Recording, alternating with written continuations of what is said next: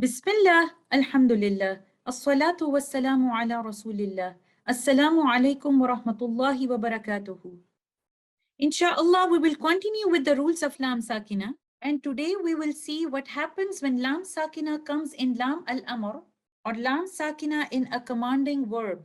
Lam Sakina in a commanding verb or in Lam al-Amr is not part of the root word.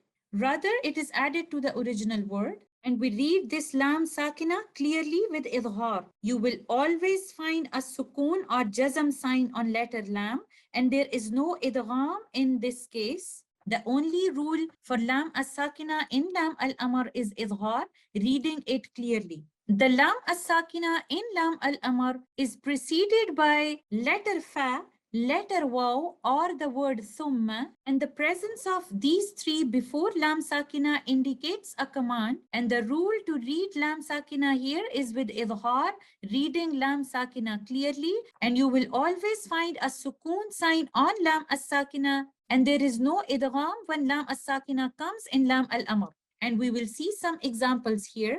This word is starting with the word letter Fa, followed by Lam Sakina. This Lam Sakina is Lam al-Amr, and we will recite this Lam Sakina clearly, and we will recite this word like this. فَلْيَصُمْهُ. And this word is from Surah Al-Baqarah, ayah number 185. The root word for this word is Sad, Waw, Mim, Sawm. And you can see lam is not part of the root word saum. This lam is an added or an extra lam to the word. And before that, there is letter fa, indicating a command from Allah subhanahu wa ta'ala, and can be translated like this. Then he should fast in it. In the next example, you can see the word thumma before letter lam. Letter lam here is not part of the root word. We will read this letter lam clearly. ثُمَّ لْيَقْضُوا. In the next example, lam sakina here as a lam al-amr preceded by letter waw. We will recite this lam sakina with idhar, and you will always find a sukoon or jazm sign on letter lam indicating the idhar of letter lam. And we will recite this example like this. وَلْيَكْتُبْ. So whenever Lam Sakina comes as Lam al-Amr, the rule is to recite this Lam Sakina with idhar. Letter Lam Sakina is not part of the root word. This is an extra or added Lam to the original word. Lam Sakina in a Harf. But before we jump into the rule, remember that Harf in this context is not a letter of the Arabic alphabets. Rather, this is an article of speech, just like nouns or verbs. Harf itself is neither a noun or a verb, but it exists to give the meaning in the context of some other word. For example, an, bal, hal, an, qad, ma, min. All of them are examples of harf. But in the rules of Lam Sakina, we are going to discuss the rules in regards to these two huruf, bal and hal. So when Lam Sakina comes in the harf hal or in the harf bal, it is not an extra or an added lam. Rather, it is in the origin of this harf. And we have two ways to recite this lam. The first one is idgham and the second one is idhar. When a sakin lam of hal or bal is followed by letter ra or letter lam, we do idgham, and this idgham is complete merging, idgham kamil, and you will find the shadda on the following letter, which is coming after the sakin lam of harf hal or bal. And when the sakin lam of the harf hal or bal followed by any other letter of Arabic alphabets other than ra and lam, the lam sakina of hal or bal is read with idhar. We read that lam sakina clearly. Now we will see some examples here, and this will become easy for you to understand. Lam sakina in harf hal or lam sakina in harf bal. There are two possibilities, either with idgham or with idhar. Let's take the example of idgham first.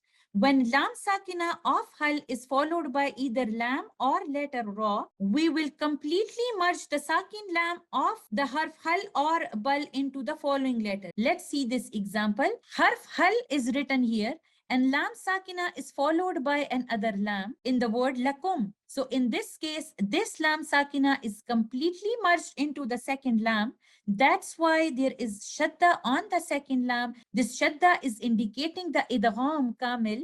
The sound that you hear is from the second lam, not from the first lam. And we recite this example like this. Hallakum, hallakum. In the next example, the lam sakina of the harf bal is followed by letter ra. We will do idgham kamil here. The letter lam is completely merged into letter ra. That's why you will find letter ra with the shadda, indicating idgham kamil happening here. And we recite this example like this. Bal rafa'ahu. We do not say bal rafa'ahu, because now I'm doing izhar of letter lam, but here I have to do idgham of letter lam. I will say bar rafa'ahu. But when the harf bal or hal are followed by any other letter other than letter ra or lam, we recite the lam sakina in the harf bal or in the harf hal clearly, and we do izhar. If we see in this example, the lam sakina is followed by hamza, and in this example, the lam sakina is followed by letter kaf. We will recite both of these lams clearly, and we recite them like this. Hal ataka, bal kana. And you will find the sukoon or jazm sign on letter lam, indicating the izhar of letter lam. But there is one exception to this rule in our way of recitation, which is Hafs and Asim tariqatu Shatibiyya. In Surah Al-Mutaffifin, ayah number 14, where the harf bal is followed by letter ra in the word rana, but we do not do idgham here, we do sakt here. We recite this with a breathless pause, because two letters, letter lam and letter ra, do not meet with each other. That's why there is no idgham. We recite this letter lam clearly with izhar, and we recite this example like this. Bal rana. We do not say barrana, because this will be idgham, but in our way of hafs, we recite this lam with izhar. There is a breathless pause between letter lam and letter ra. Bal rana, bal rana. The next rule is when lam sakina appears in a verb or a fi'l, it is part of the original word and it's not an added or an extra lam. It can come in the middle or at the end of a verb. And the rule to read this lam sakina is with izhar clearly, except if it is followed by letter ra or letter lam. In that case, we do idgham, and that idgham will be idgham kamil. And we will see some examples here. The word yaj'al is followed by letter lam. We will merge the Saakin lam into the second lam. We will do idgham kamil. The sound that you hear is from the second lam, and we will recite this word like this. Yaj'al lahu. In the next example, the verb qul is followed by letter ra. We will do idgham kamil here and recite it like this. Qur rabbi. We will not say qul rabbi. We will say qur rabbi. And this is idgham kamil. That's why you see shadda on this letter lam and on this letter ra. For rest of the Arabic letters, we do idhar, and you will always find sukoon on letter lam. And you can see in this example, lam sakina followed by letter noon. Lam sakina is again here followed by letter noon. Lam sakina is followed by letter dhal. Lam sakina is followed by letter hamza.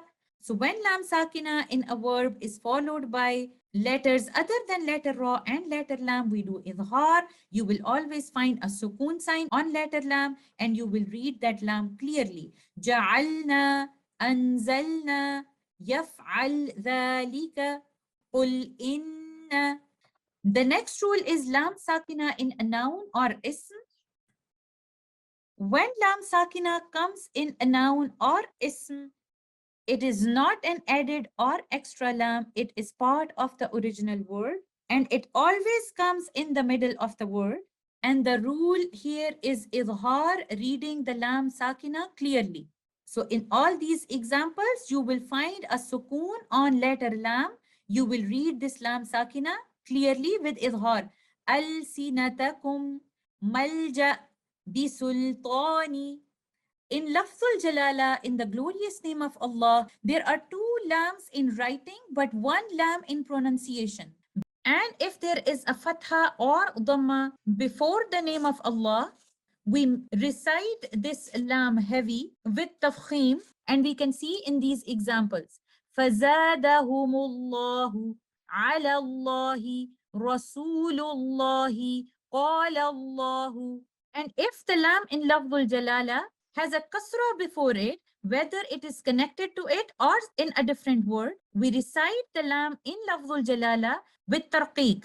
And we can see in these examples, Lillahi, A'udhu Billahi, Bismillahi. And the word Allahumma has exactly the same rules to recite to make the letter lam heavy or light based on the vowel before it.